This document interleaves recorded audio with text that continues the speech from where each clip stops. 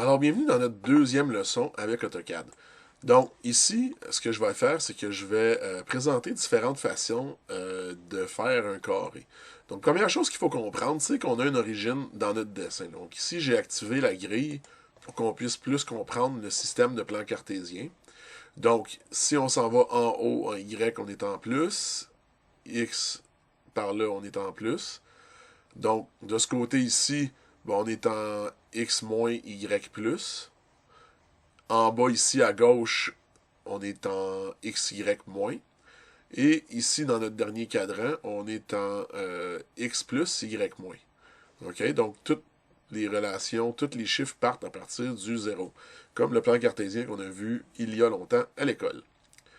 Alors, pour commencer, si je veux faire un carré de 50 par 50, par exemple, je pourrais arriver ici, prendre une ligne. Je pourrais la déplacer n'importe où, comme ça, pour commencer. Mais on va s'installer à l'origine au départ. Donc, là, j'ai fait une ligne, je suis sorti. Je pourrais rappeler ma ligne en pesant sur Enter. Et puis là, tu vois, je suis encore en mode ligne. Donc, je vais faire 0,0 ici. Puis là, ça va me mettre à l'origine. Donc là, en ce moment, je suis placé pour que je puisse faire des lignes dans tous les sens du cadran.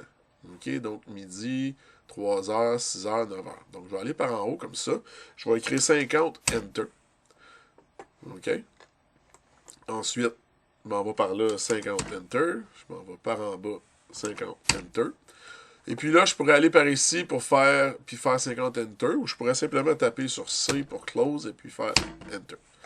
Donc ça, carré de 50 par 50 en utilisant les lignes. Maintenant, je pourrais le faire aussi avec mon rectangle ici par sommet. Donc, je clique 0,0 Enter. Après ça, je fais 50, oh, pas 5, mais bien 50, 50. Je peux peser sur Tab aussi au lieu de virgule. Donc là, j'ai mon carré de 2 par 2. OK. Ensuite, si je veux utiliser des données en absolu, donc je pourrais faire 0,0 pour commencer. Après ça, là, pour écrire des données en absolu, là, c'est un peu... c'est très old school. Donc, il va falloir que je vienne ici puis que je tape le symbole de Shift puis que je fasse Enter.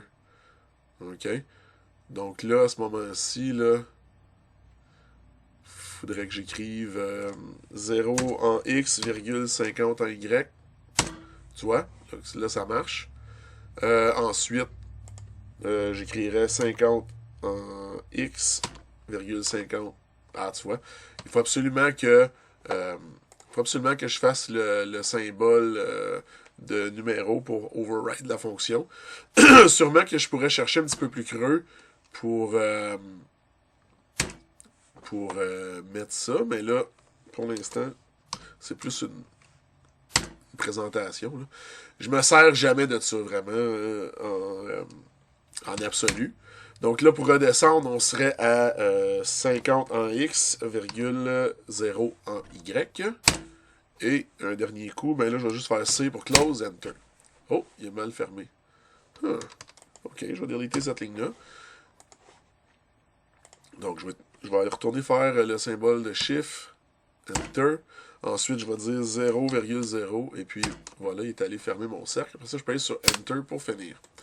Donc, un petit aperçu de toutes les différentes façons qu'on peut tracer quelque chose en se servant du système de coordonnées.